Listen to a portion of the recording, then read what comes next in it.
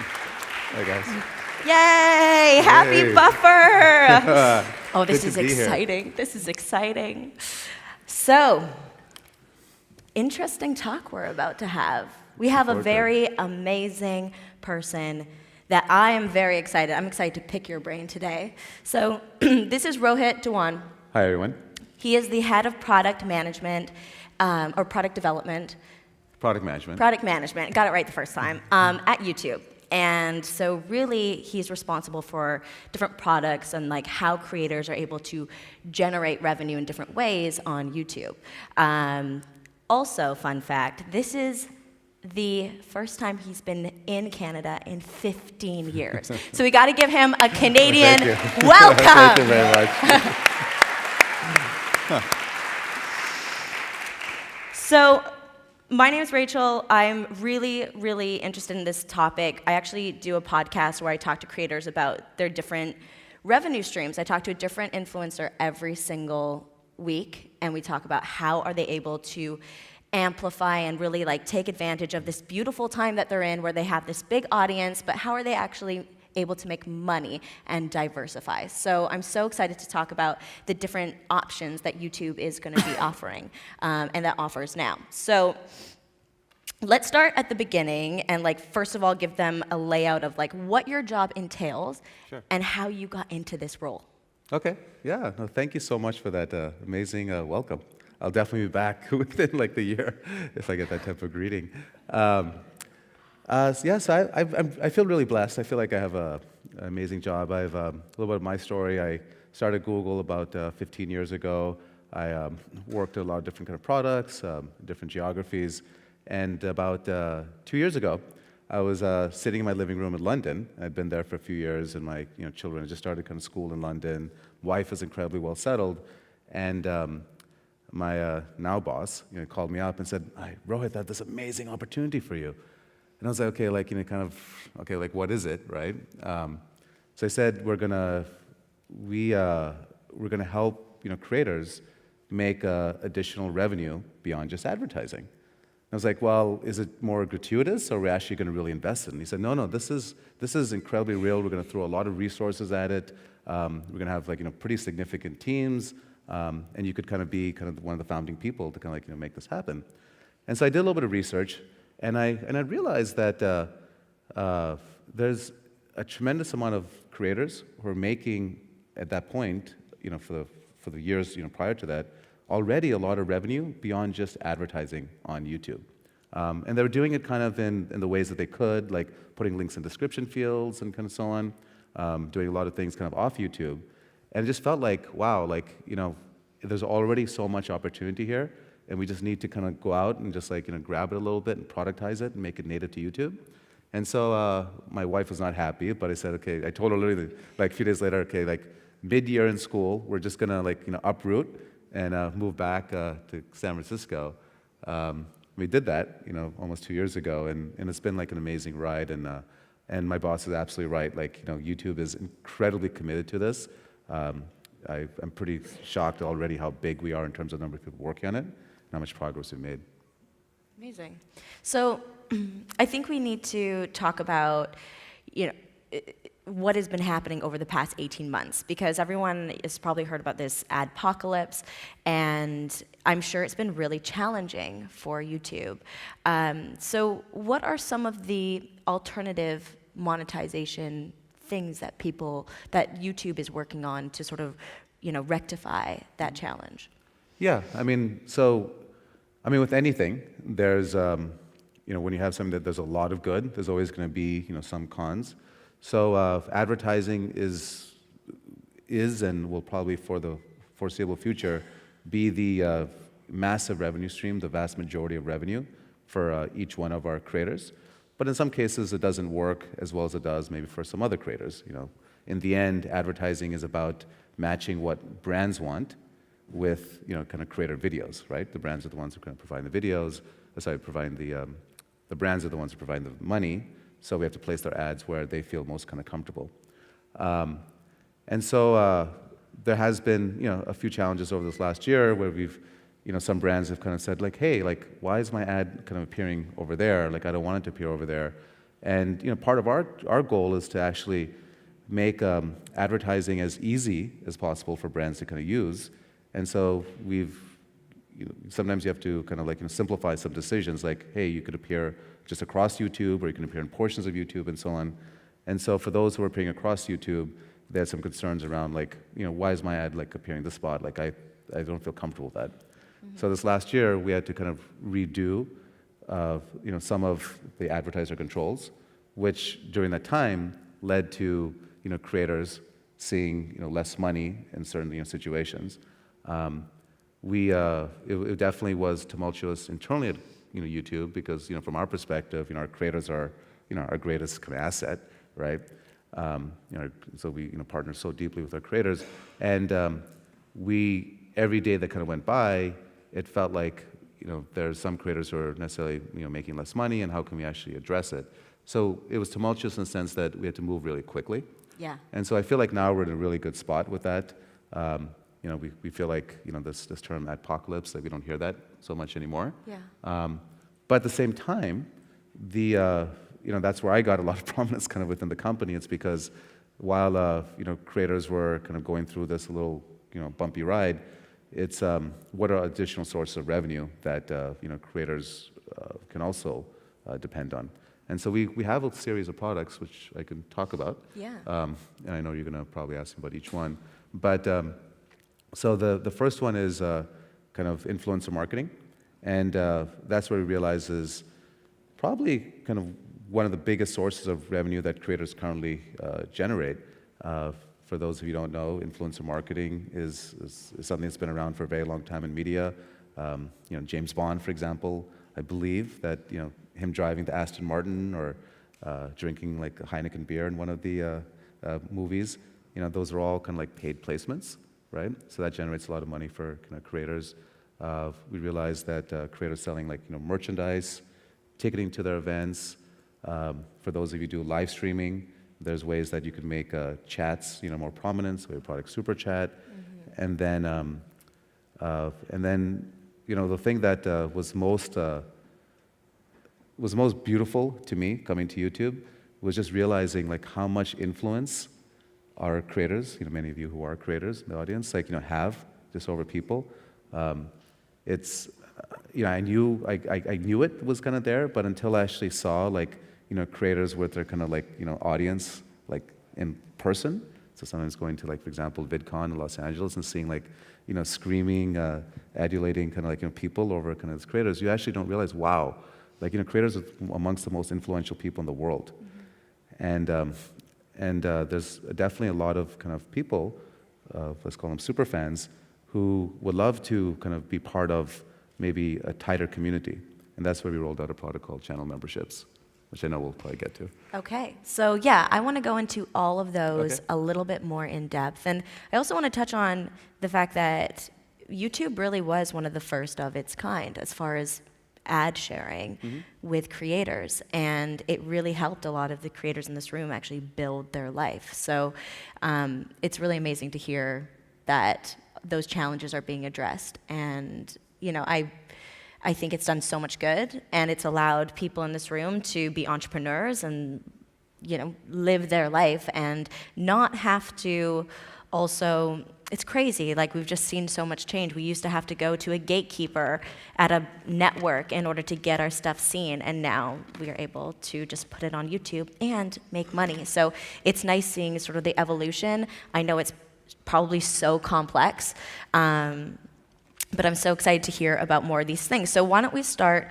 with Super Chat? I've seen a few of my friends on here. I've seen them get, money in the chat. And, I've had FaceTime calls with some of my friends. They're like, oh my God, I just made $500. I'm like, girl, you go.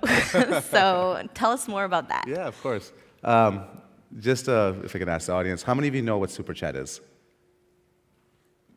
Okay, so about half, I would say. Okay, so let me...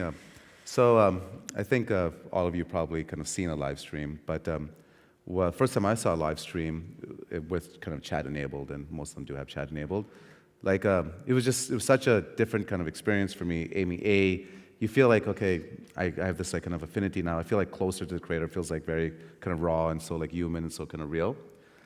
So that was kind of like just that kind of evoked sort of emotions for me. But the second thing is that you see this crazy, chaotic kind of stream of just like, messages going like right through, and it was like, wow, like, I'm surprised people even like write chats because no one's going to see it. But there were so many people just putting these kind of chat messages through. And then we kind of realized that, there are people who would love to kind of have their chat definitely be seen by the community, right?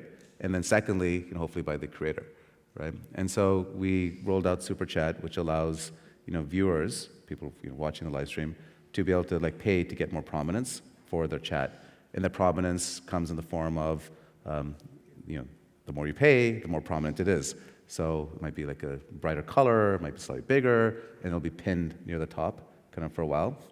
And it's one of those kind of beautiful products that, you kind of had this insight, and it took a little while for us to kind of build it, but once we rolled it out, it's not that much work on the kind of creator side, and it generates so much value for kind of users, both because they get kind of more prominence, they kind of feel part of the community, and obviously generates kind of like revenue. And that, just an overall kind of theme for the type of products that we're trying to build. Most of them, not all of them, like requires like kind of user kind of payment, and that's not necessarily, we're necessarily okay, like we want to require user payment, but in order to generate revenue for the creator, it either comes from an advertiser or for the viewer. And so for a lot of them end up being from the viewer in terms of where the money is coming from, which makes kind of what I love about my job is that if the viewer is paying, then we have to generate a huge amount of value for them, right? And so in Super Chat, like people are happily, saying $5, $100, sometimes $500 to get their chat kind of positioned near the top. And we've seen that 64% of the people who use kind of Super Chat, they've, I believe, doubled their kind of overall YouTube revenue. Right? Wow. Or doubled their revenue from live streams, I'm sorry. From live streams? From live streams. Got it. Comparing that to other live stream, so you can get money from kind of ads on the kind of live stream to some degree. So, but their revenues increase substantially by using kind of like Super Chat. Got it. And again, it's pretty easy to kind of turn on. The overall thing is that it's easy to turn on. It generates value for the user, right? So kind of like, why not? Yeah. It's really cool, and I like watching it. So can everybody do that now? Is it still in beta? It's available to everyone now? It's available to everyone. There we go. So try it out. Yeah. Next, I want to talk about Famebit. I don't know if you've heard about Famebit before. It's a company that I know near and dear to my heart. I've sat on panels with some of the people who work there. I've been to their office when they were in, I think it was Santa Monica, I want to say. Yep. But they actually started here. So it's an influencer marketing company. That's actually the field that I work in my 9-to-5 day-to-day. I run a company that is focused around that. And it's such an interesting world. We've touched on it. But when you really, I was looking at this stat the other day, and it was that 70% of millennials 70% of millennials will buy something based off of something that their peer recommends. And then I looked at this other stat, and it was that 60% of millennials will buy something in a store because of something they saw on a social media post. And then I was thinking, well, how the heck? That is so close to the friends, like 70% friends and then 60% of, from a social media post. But then I heard a stat that millennials were spending around 8-9 hours a day on social media. And then it dawned on me, well, a lot of these young people, they feel like these creators are their friends. Like, they are closer to their internet friends than their real life friends. So, yeah. We're one of them too. Don't say those people. Yeah, obviously. But the connection is there, and I spend tons of time on social media, like I'm sure everybody else does.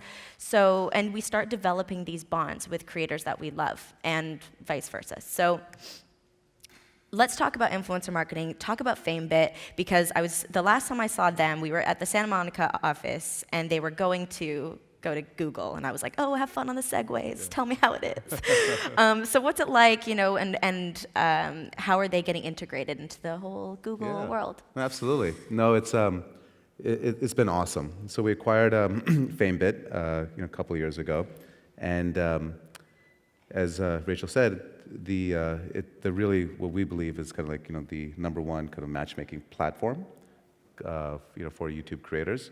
And basically, the whole premise is that a lot of influencer marketing, the way it happens, today is that you'll have a brand kind of like reach out to kind of like a few creators and do kind of almost like a one-to-one kind of like integration, and a lot of the ideas around like what that that final video should be is often driven by like a creative agency that the brand kind of hires, and Famebit kind of had that insight that in the end, like creators not only are they to some degree like you could think of them as kind of like movie actors, but they're actually really real, authentic kind of people, and amongst the most creative people in the world, right? So why would you hire like a creative agency to have the creative agency come up with the idea of how to do the integration? Why don't you just have the creator do it, right? And so it's kind of like reversing kind of like the whole model and kind of doing it at scale. And so the way we work now with kind of integrating Famebit is, and we're fortunate in Google that pretty much we have relationships with every single brand in the world. I mean, I think there's like something like $120 billion of advertising revenue flowing through kind of like Google. So you kind of want to take that big fire hose and kind of put it to Famebit and to our YouTube kind of like creators, so we'll talk to a brand and it'll be like, just make up a brand, like in terms of, let's say, like Nike, right? So Nike, we might be talking to Nike, and they say, okay, like I want to run like a big like influencer marketing campaign, and initially they might say, we want to work with like this creator, right? And we'll say, no, like what's the idea that you kind of want to do? Like, well, we're introducing like a new line of running shoes, and so we say, okay, we'll put this kind of idea out there to maybe hundreds of creators, right? And whoever raised their hands in terms of like, yeah, like I'm interested in kind of doing an integrated kind of like product placement in my video, my upcoming video, then they'll raise their hand and provide what the idea is that they could do. And so we'll kind of collect maybe 50 ideas, right? And then we'll like sort through them with kind of like Nike, and Nike might say, okay, like I really love these 20 concepts. And then Nike says, great, let's go do it. And then we literally just tell those 20 creators that this is how much Nike is kind of willing to pay, and it's often like a lot. Please produce the video in line with kind of like what you would normally do, plus kind of your idea. Mm-hmm. And the videos that come back are just astounding, right? Because A, it's creator driven, right? And not only have we kind of built this matchmaking kind of capability, matching the brands with kind of the right kind of creators, like the 200, let's say, creators that we kind of reach out to, but we've also built additional capabilities, like we have this thing called product shelf. So when the viewer's watching the video, like Nike's products can appear underneath the video, so driving in more value for the brand. And then we built a bunch of measurement tools. So those of you who are very familiar with advertising, like advertising, brands won't spend meaningful amount of money unless they can actually measure it, right? They want to see how their money is going to be performing. And they're typically spending money across many different channels, so they need to compare across channels. So we built a bunch of tools that actually helps them kind of measure the efficacy of their influencer marketing video or videos relative to other forms of kind of advertising, right? And so we have this thing called brand lift and then even search lift. And the numbers are just blow me away in terms of when a viewer watches this video, let's say around kind of like the creator talking about the Nike shoes, it's sometimes like 10 to 20 times better performance than what Nike would get on traditional ads, right? Which is and so that's why like the interest for Famebit internally at Google, maybe it was like kind of here like a year ago, it's here, and now it's like kind of way up there, because this stuff works really well. You guys have an incredible amount of influence. And again, for us, just going back to the James Bond kind of like analogy, you can have we can go to the movie franchise and say, okay, like here's like 3 brands, like and James Bond is typically like obviously super fancy, luxurious cars. So it can be like Toyota, Honda, or some other car that might not be really playing in that market. Mm-hmm. Or we have opportunities for you with like Aston Martin and BMW and let's say Maserati, right? And so it just makes it really easy for the creator, in this case, using the analogy of James Bond. James Bond said, yeah, like I was anyways gonna drive like a really fancy car, so I get to drive the fancy car and get paid for it. Yeah. Yeah. And that's the same model we're bringing with Famebit. How, because I'm just putting myself in the creator's shoes, you're like, Nike would be like, here's a bunch of money. Yeah. Who asks for money first? Is it the brand will come to them with, we are suggesting that we're going to give you, $5,000, or do they have to determine their price? So the way it works is we go drum up a ton of business, right? Leveraging all of our kind of relationships, right? And typically it's not, a brand Nike might say, okay, I want to spend X amount of money with you, kind of Google across. I have a new running shoe coming out, right? Yeah. So I want to spend on search, I want to spend on display advertising, I want to spend, right? And so at that point, we'd be like, okay, you're spending on these other channels, like you should also include like influencer marketing. Yeah. And at that point, they might say, tell me more about it. Yeah. And so it becomes a consolidated sale. So the brand's coming to us. Yep. And then we will reach out to creators, right? Okay. And when we're dealing with large brands, we'll reach out to creators and say, like, we think this is an amazing opportunity for you. We also have another kind of channel where it's very self-serve, where the brand will post onto the platform. Here's an opportunity, what I'm looking for. And for the time being, and we're going to continue to like evolve it, creators can check the platform, every day to see what are the kind of opportunities on the platform, and then say, oh, I'm interested in that one. Let me send in kind of my idea, right? And so we're trying to change the platform so it's a little more proactive, where when Nike posts something, so a brand might post something on the platform, that we then can do some sort of intelligence and reach out to like kind of creators as well. Yeah, I guess what I'm getting at is it's sometimes awkward for a creator to know how to price themselves or what to ask for. I see. Yeah, so we that's something with our what we call the VIP service, where we work with our large brands, we'll kind of reach out to creators and kind of like say, this is how much how much we can pay, right? Okay, so you come to them with something. We come to them with kind of like a price, and we're very transparent with kind of our margins. It's 30%, so it's typically what the brand's kind of like paying. Then it's like 30% off that goes to the creator, and so yeah. So I mean, in the end, we're really trying to make it such that creators can get the maximum money from this whole. My job is to actually maximize creator earnings. Love it. Right. Well, let's talk more about Exactly. it. Okay, so next I have ticketing and merchandise. Yeah, sure.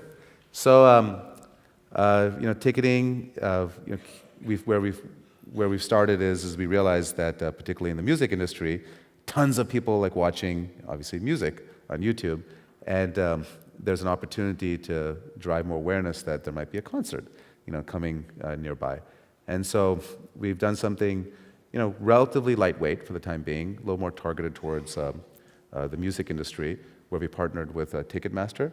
So I, as a viewer, when I'm watching, be it Drake's video, I can see, based on kind of my location, so let's say I'm in Toronto, which I am, that upcoming concerts, and I can click, and I'll go off to kind of like Ticketmaster, and I can purchase. So that's already driving a lot of value. And we're looking for ways to move beyond kind of like, large kind of artists who would be on Ticketmaster to, see if there's many of our, especially some of our larger creators might do like kind of meet and greets and where they sell tickets to those kind of like, events, and see how we can actually bring that to YouTube as kind of well. So that's something that, we don't have right now, but that in terms of how we're kind of thinking about it. I didn't think about that. Yeah. Interesting. And then the other one you mentioned is merchandise. Again, realizing that a ton of creators are selling kind of their own merchandise, kind of like products. And what we have right now is, and we're just rolling it out. So right now it's just in the United States, but looking to roll out more broadly, allowing creators to set up a store with kind of own partners, Teespring. You could design like a T-shirt. Somebody could design something much more than kind of T-shirts. I'll tell you a story in a second. And then the viewer kind of sees the products underneath the video. While they're watching the video, they can click, go to the creator store, hosted on Teespring, and kind of buy the product. Wow. So there was a very talented designer who created this channel, Lucas the Spider. I think only produced, I believe, like 5, 6, 7 videos, but became like very popular. I think had like a couple million views like for each of his videos, and offered work with Teespring, created like a stuffed animal, a plushie, representing like Lucas the Spider. And within, I think, 18 days, sold over $1 million worth of merchandise. Right? So I was like, wow. I mean, that's obviously a super successful story, but people, in the end, people want to kind of like relate to the channel, like own something from the channel, and merchandise works kind of really well, and we've seen that in the traditional world, which is like large artists at concerts. I like that it's going to be so integrated. How you're saying there's That's like the a whole point. pop-up, like that Yeah. will be such a cool like just user experience. Yeah, I mean that's kind of the insight that we kind of have, and that's why we have these kind of large teams, and we've done a lot over the last 2 years, but there's so much more to do, and it's really just making it such that and our whole focus is how can we make more money for the creator, how can we make more for the creator while generating a lot of value for the user, and so things that you just described, kind of Rachel, in terms of does the user really want to go kind of off-site and do these things, or would they rather, while they're watching the video, just click, I just want to buy Lucas the Spider, and by the way, I bought some things from other channels already, so maybe just knowing my shipping address, my billing address, and maybe payment credentials, so it becomes really easy. Yeah, Right. no, it's so interesting. You're also like in Shopify land right now, also from Toronto. So it's interesting just seeing, all these different products that do exist and what is there right now. And how what you are doing is saying, how can we make this all one and just the most seamless experience for the Yeah. user and the viewer. Mm-hmm. Now let's talk about channel memberships. Sure. Tell them about that. So the way channel memberships works, it's actually a name that we use kind of like for our creators. It's not kind of a user kind of facing name. And this product evolved a bit, and we spent a tremendous amount of time thinking about what we want it to be. We realized that there's a lot of different use cases that this product can serve. So the first one can be like fan funding, and we set this product called a tip jar, right? And for some of our channels, let's say maybe some of our smaller channels, viewers are very happy to kind of pay to support that channel, right? There's other channels that maybe the viewers would be very happy not only to maybe support the channel, but much more to kind of be part of maybe a tighter community, right? And be part of what we might call a fan club.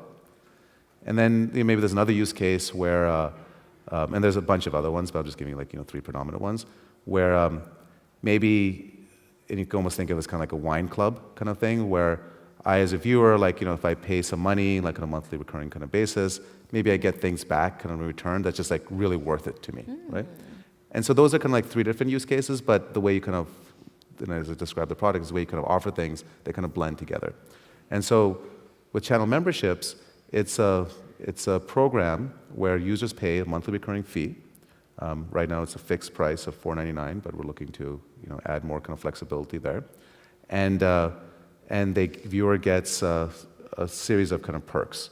Some of those perks are kind of ones that we've really enabled kind of in YouTube, such as kind of a badge, emoji, and multiple badges that the user will get when they comment, and then emojis that they can use in live streaming, which I didn't necessarily appreciate how powerful that is, but having these special emojis is a really incredible perk for many of the kind of members. We're looking to add more recognition capabilities. So by being a member for a long period of time, you get some more recognition kind of in the channel. And then kind of what we really think is kind of the power, the kind of the juice that really kind of enables all this, is kind of custom perks kind of by the creator. And we wanted to, again, tap into the creativity of the kind of creators. So we're trying to give a blank canvas so creators can come up with whatever perks they think would be most kind of valuable to their user base, right? And so it could be something as simple that once a month I'll do a live stream only for my members, or multiple times a month I'll post kind of videos of myself maybe playing with my dog or doing something that is more kind of behind the scenes. And the main thing over here is you don't want to take away from what the broader kind of channel community gets, the broader subscriber kind of community gets, but that you're tapping into kind of these super fans that might really want to kind of see stuff that might be more kind of lightweight content in addition to the more kind of professional kind of content that's kind of out there. Perks can be discounts in membership, or well, some creators say that hey, when I'm in Toronto, I'll let you know like where I'm going to be at, maybe some restaurant, you come by and say kind of hi. And so it's really kind of like enabling the creators to kind of come up with whatever perks they want. And where we're spending a lot of our time is making these perks super valuable for the user, but really easy for the creator to offer. It's so cool hearing you talk about this because I'm literally thinking of like 20 platforms at one, like all these different things, and it's like you're taking all these things and putting it into one awesome product. And I mean, I'm just sitting here, I'm like, what and how do you get inspired to put all this stuff together? Like, are you surfing the web and you're like, oh, these emotes on Twitch are awesome. I want to put that there. Like, how are you, gaining all this? It's like you said, I didn't realize how popular emotes would be. And then, oh my God, like, are you testing, are you living it and getting into these products yourself and feeling that user experience? And like, do things click? Do you get those goosebumps on your arms? You know what I mean? Like, you're creating these products, that's crazy. I feel really blessed that kind of had this role. There's so much low-hanging fruit out there. And where we kind of get the ideas from, and I'm being completely genuine and sincere about this, is like really, it's amazing how many creators have come to us. And actually kind of like when I first took this job, they've been like, finally, because we've been beating our heads that like, YouTube, why don't you do like A, B, C, D, E, and it goes on like beyond Z. Wow. And I kind of feel like we're kind of like at maybe D right now. It's like there's so much more that we can do. And so it's just really, just getting creator feedback in terms of these are the things that they think would actually drive kind of like the most revenue, while like making it totally awesome for their kind of like users. And so that's literally where kind of the ideas kind of come from. I love it. I'd love to be able to say like I kind of came up with all this stuff, but it's really from our creator community. And where I get like kind of stress is that a lot of the creators tell me like you're not moving fast enough. Like why don't you have this and this and this and like, and it's it's a great kind of problem to have, right? So there's absolutely no shortage of ideas. I love that. You can be inspired by A to Z, and you're only at D. This is great. There's so much more to look forward to. So we only have a few more minutes. So let's talk about, we see competitors popping up. We see IGTV is trying to do some long-form content. So what do you think the future holds for creators starting or currently building businesses online? Yeah, I mean, I think it's incredibly exciting. My wife is actually she's actually now just given up her job and trying to become she's actually the type of person you just described, in terms of, so she wants to be a full-time creator. That's awesome. Yeah. You can pick her brain. Exactly, This I know. is great. No, I kind of am. That's what I'm trying to think. So what do I kind of tell her? What's she going to tell me? But it's, I mean, it's incredibly exciting. Sometimes people feel like, oh, like, there's already so many like creators, there kind of like on YouTube and everything. But our user base is just, it's kind of like growing like this. And it's growing so quickly that, sometimes you look at the stats from what feels like just yesterday, and it might have been like 6 months ago. Like, oh, it's like, that's what the number is. And it's actually increased dramatically, like just even over a 6-month kind of like, period. I mean, and so, I mean, frankly, it kind of feels like everyone I know goes to YouTube every day, right? And just to kind of see what videos to kind of watch. So I definitely want to communicate that. Like there's incredible kind of like opportunity just to be a creator kind of on YouTube. And then in terms of kind of the variety of kind of tools, we have massive teams kind of building all sorts of tools to make it easy to produce your video, different types of formats of kind of like kind of videos, get kind of featured kind of like on YouTube, all the analytics kind of behind it, and then certainly kind of like my role in terms of helping creators make not only money from like advertising, where it's just kind of like ideally just kind of set and forget. You just turn it on and ads kind of appear, and again, like we have $120 billion of kind of revenue coming into Google, so that fire hose is very much already kind of on YouTube, and then all these additional kind of opportunities that we're kind of like working on, and so. Two parts to your question in terms of what kind of tools. I mean, we have like kind of Creator Studio. We've just revamped it, and what we internally call kind of like ReStudio, so the new form of kind of studio that's kind of rolled out that provides just a lot more insights in terms of how to get started, how to grow. When you are like very grown, how do you continue to grow, and all the ways to continue to monetize. Mm-hmm. So that we're pretty kind of like proud of. But again, we still feel like there's so much more we can do. And then with respect to kind of, I mean, competition, I just view it as like. Any time when there's something that's really good, You can have like other people who want to kind of participate in the form of maybe a creator or a viewer or another kind of company. And so we just continue to see as like validation of like all the work that we feel like we're kind of doing and kind of like helping kind of grow this ecosystem. So when do you think realistically we're going to, because right now it seems like you're in this very like the stewing stage, and okay, you're putting these pieces together. When do you think that we're going to be seeing like, okay, now look, this product is in, this part, like, do you think, because you're saying like 6 months if things were different, do you think in another 6 months or another year, like, we're just going to start seeing things pretty, exactly. I mean, now that you're here. And I didn't drop any stats on you. That was actually, I just realized I didn't drop any stats on you. I mean, give me all the stats. No, because we got some stats. So, so like, for example, with channel memberships, I mean, we've seen a lot of creators, and I'll just give you a couple examples. So like, for example, one creator, I'm not too sure if I'm saying his last name correctly, but Mike Falzone, who's love Mike Falzone. It's a comedy creator. I think within a few months, and might even be less than that, he tripled his YouTube revenue, right? Yay. And so it's just kind of crazy. We have a bunch of other creators that even like Markiplier, who generates a huge amount of kind of revenue within a very short amount of time. I'm talking like let's say less than kind of months. Added like 20%. How? But with channel memberships. So that's just channel memberships, okay, right? Like so that's channel memberships. Kind of like Famebit, I had kind of like dropped, Nike might be willing to kind of pay a lot kind of for single. We've seen that with Famebit, that creators who've done just kind of one video in a quarter, so in like 3 months, that's sometimes like 2 times more than their entire ad stream that they get for that quarter. Wow. Right? And so these things are very much arrived, right? I will say the difference between these new forms of monetization and ads is that ads you kind of turn on, right? And there's like kind of no effort, right? Like really. Whereas with channel memberships, for example, it really is, and this is actually my kind of like, the one thing I worry about is that people kind of expect it to work like ads. We're building basically a whole tool set for you to kind of like use. So the amount you put into it is the amount you're going to get back. And a lot of the times it's just kind of figuring out, okay, how do I generate a lot of value without much effort? That's kind of like the trick. But the people who've been able to kind of like master that have been able to generate massive amounts of revenue. It's crazy. I mean, it's really, you're turning a lot of these creators. I've always looked at a creator as, even when I first started making content, I was like, these are some of the most entrepreneurial people I've ever met in my life. And I could 1,000% see, because of just like how much effort it does take to actually be a YouTuber day in and day out. You're shooting, you're editing, you have to be a self-motivator.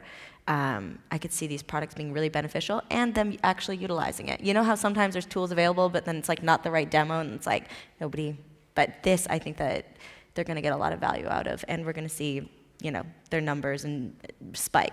And everybody's gonna be running these little businesses. Sorry, this is so excited. I'm just like going down a rabbit hole.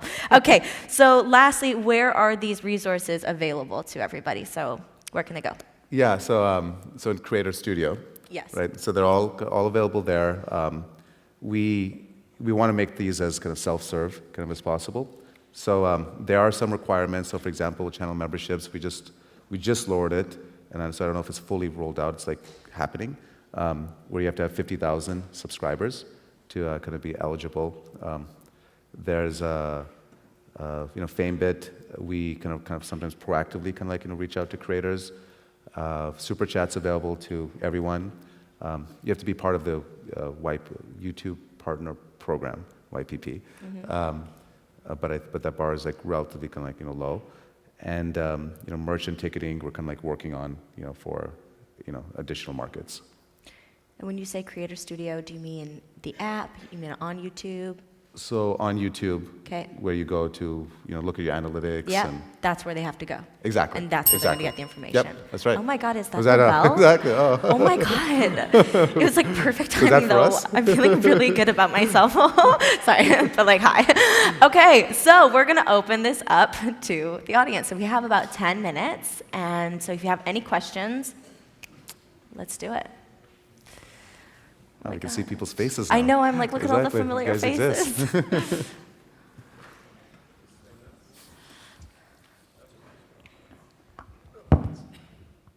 So that was great information. Thanks very much for that. I actually work for a creator. He's got 1 million followers on Facebook and only 300,000 on YouTube.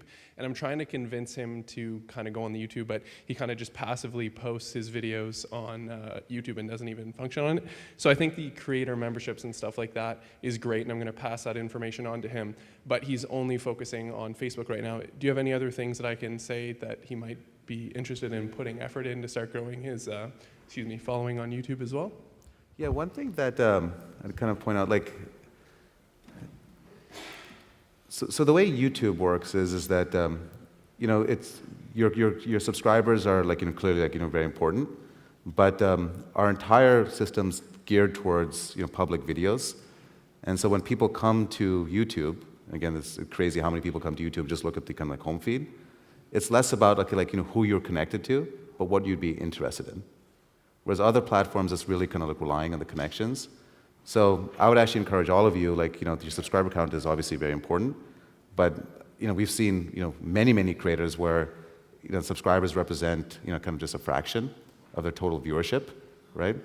Which can be different, kind of elsewhere. So your question is like other than channel membership, sure. Great information on. Is there anything else you can Yeah. But growing in terms of the subscriber base?